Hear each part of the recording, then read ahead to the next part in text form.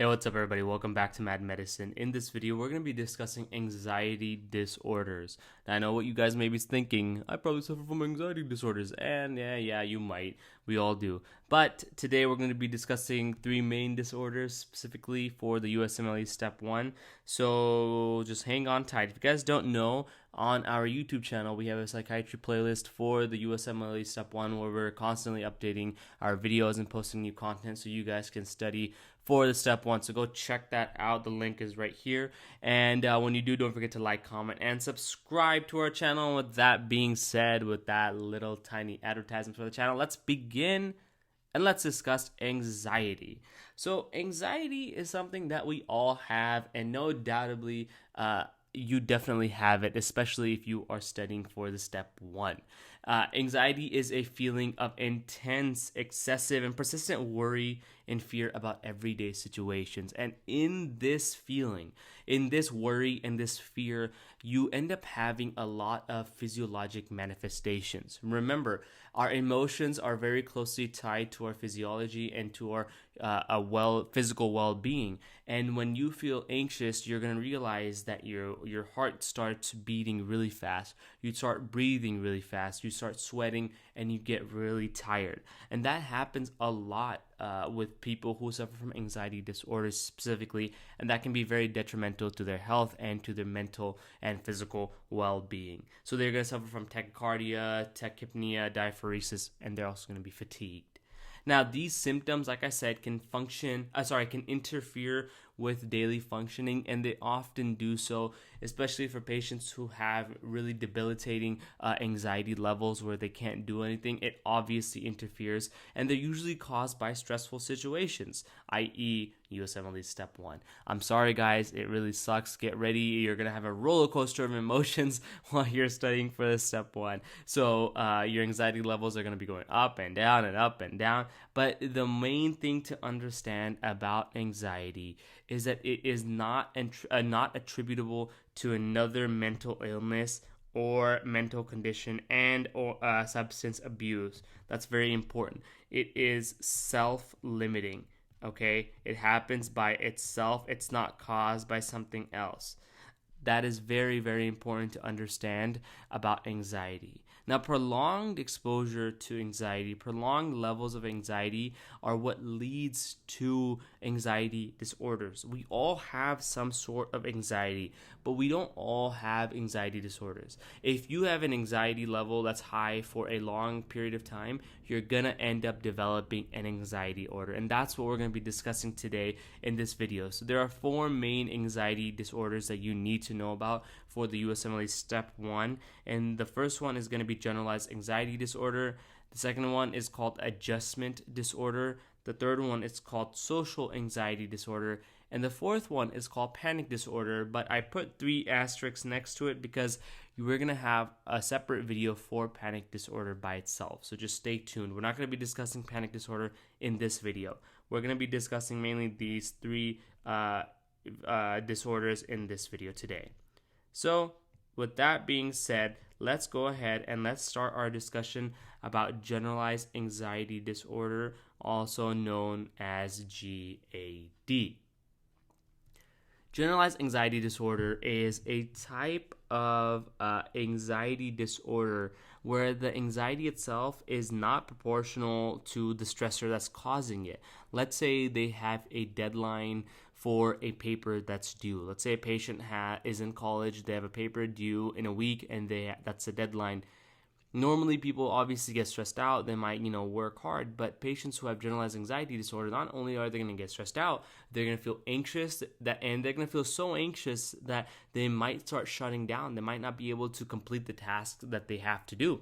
That makes that anxiety not proportional to the amount of stress that they are under. That's very, very important to understand. And this anxiety itself is usually unrelated to a certain situation. It usually happens in general overall by itself.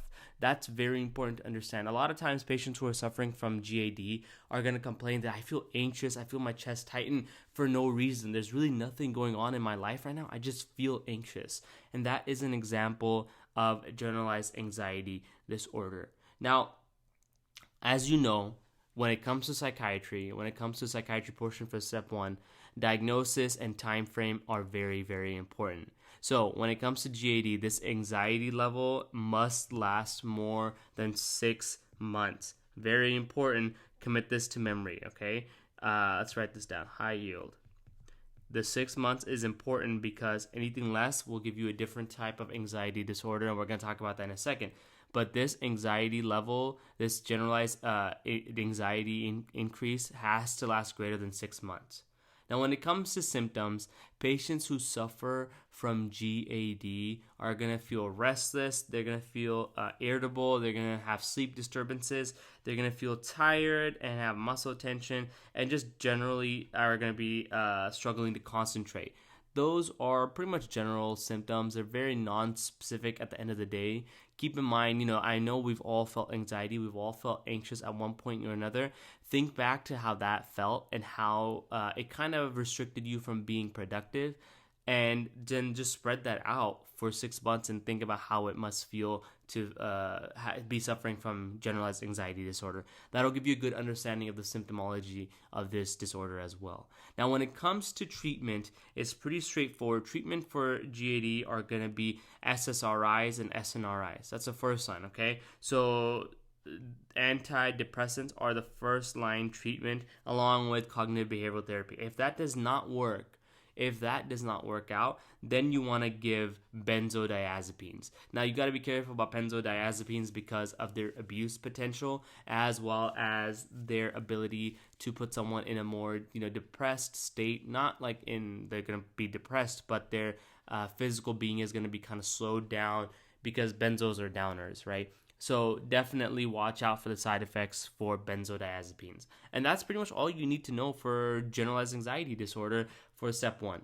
So we're going to move on. We're going to talk about the next anxiety disorder, which is called adjustment disorder. Now, this, again, is a type of anxiety disorder where patients have emotional symptoms that occur within 3 months. So they're going to feel anxiety, they're going to feel depression, but it's going to last within 3 months, okay? And another thing to understand is that this occurs within 3 months of an identifiable physiosocial stressor. So something that you can definitely attribute this disorder to. So this could be something like divorce or a loss of a loved one that could definitely cause an adjustment disorder. Essentially, the way I like to think of it is I think about the name, adjustment disorder. They are having difficulty adjusting to their new situation, whether they lost their spouse or their partner, or they just went through a divorce. They are now adjusting to their new life, but they're having difficulty adjusting. A lot of times, adjustment disorders might present along with grief, feelings of grief too, especially if they've lost someone. So keep that in mind. But the 3-month time frame is very important. If they feel anxiety within 3 months, that is an adjustment disorder. Anything that ends up more is going to be other types of issues. Now, this anxiety itself is going to be related to the specific situation. Remember, in GAD, it was unrelated. So I'm going to write that down for you guys. So GAD, the anxiety was unrelated to anything. In adjustment disorder, it is related. It is connected to something that happened in their lives that changed their living situation. Now, in this case, the anxiety and depression have to last for less than 6 months. So, if it's 0 to 6 months, right, you're gonna have something called adjustment disorder. Let's just write this down for you guys to understand.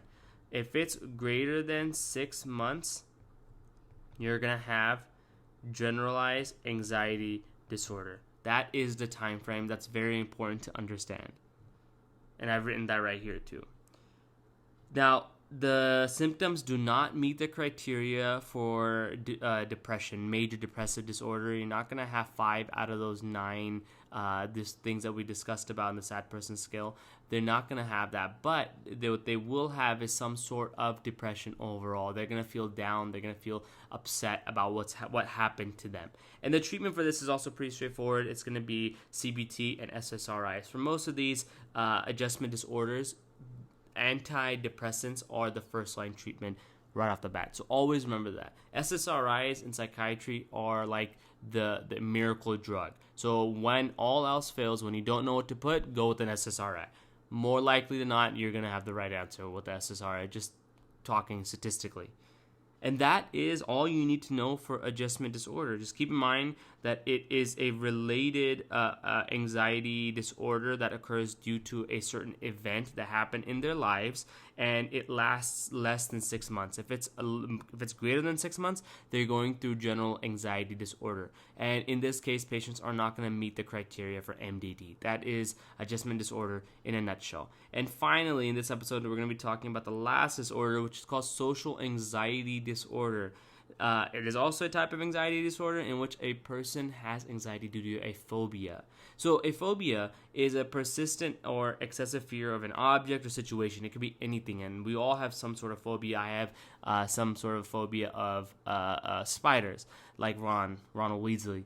But in this case, social anxiety disorder, the anxiety and fear is going to end up lasting greater than or equal to 6 months with a very specific phobia. That's the key distinction. So if it's less than or equal to 6 months, we have adjustment disorder, right? Let's just write this down. Adjustment disorder. If it's greater than 6 months, you have generalized anxiety disorder. If it's greater than or equal to 6 months plus a phobia, all right, you're going to have social anxiety disorder. Now, this phobia specifically is going to be the fear of being in a very crowded place. So agoraphobia is the phobia we're dealing with, okay? So if they have agoraphobia and it lasts greater than or equal to 6 months, let's just write this down. I forgot to write months. Then they're dealing with social anxiety disorder. In this disorder, patients are going to have an exaggerated fear of embarrassment in social situations like public speaking and even peeing in a public restroom. And I put this GIF right here to show you guys, right? A lot of people with social anxiety disorder have this fear. They're going to go in public and there's going to be a lot of open urinals, and one person is going to stand right next to them, even though there's so many open urinals. I mean, for every guy, that's kind of a fear. I don't know why you want to do that, but whatever. Anyways, that's pretty much social anxiety disorder in a nutshell. A lot of times, these patients can end up becoming introverts. They end up stop leaving their house completely because of this phobia. It becomes so debilitating. The treatment for this, again, is going to be first-line SSRIs, but you can also give something called venlafaxine. That is another drug you give. Keep in mind, SSRIs are still the mainstay of treatment. It's still the best drug you want to give. All right, SSRIs are the medications you want to put. All right, you can also give them beta blockers and benzodiazepines for performance type disorder. But the main thing you want to understand is that this can cause other side effects. Markedly, the beta blocker can cause decrease in contractility, and benzos can cause depressed state of mind, as well as abuse potential for benzos are pretty high. So you want to be careful when administering or when prescribing these drugs to treat social anxiety disorder. And with that being said, thank you so much for watching this video on anxiety disorders. Don't forget to like, comment, and subscribe to our channel. It'll really help us out. And if you guys are interested, you can find our lectures on your favorite podcast service for free. So you can go to Apple Podcasts, Spotify, or Google Podcasts and check out our USMLE Step 1 podcast, where we talk about everything we've been talking about. Just search Mad Medicine and you'll find us there. And with that being said, thank you so much for watching, and go ahead and continue on to the next video.